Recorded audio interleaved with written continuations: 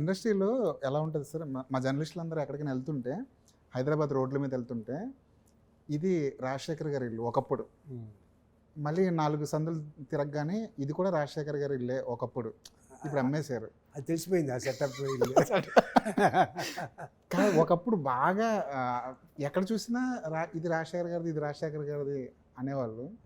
సరే, సంపాదించిందంతా అమ్మేనప్పుడు ఏమనిపించేది సార్? అన్నీ వెళ్ళిపోతుంటే, ఆస్తులన్నీ కరిగిపోతున్నప్పుడు.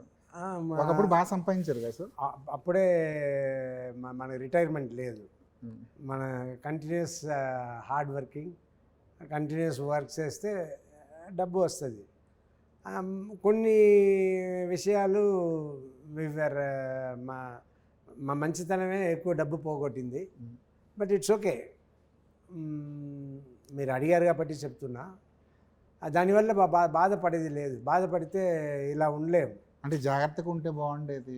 అవునవును, ఇంకా జాగ్రత్తగా ఉండి ఉంటే చాలా బాగుండేది. బట్ పొరపాటు చేశాము, దానికోసం రిగ్రెట్ అవ్వకూడదు. ఇంకా పైగా అలా జరగకుండా చూసుకుంటాం. అంటే ప్రొడక్షన్లో పోయిందండి సార్? ప్రొడక్షన్లో పోయింది. మళ్ళీ ఎప్పుడైనా ప్రొడక్షన్ చేసే అవకాశం ఉందా? చేస్తాం.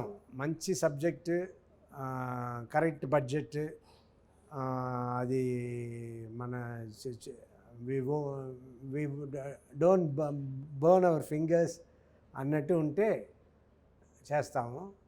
ఇట్ బర్న్స్ అంటే దాని జోలికి వెళ్ళాము.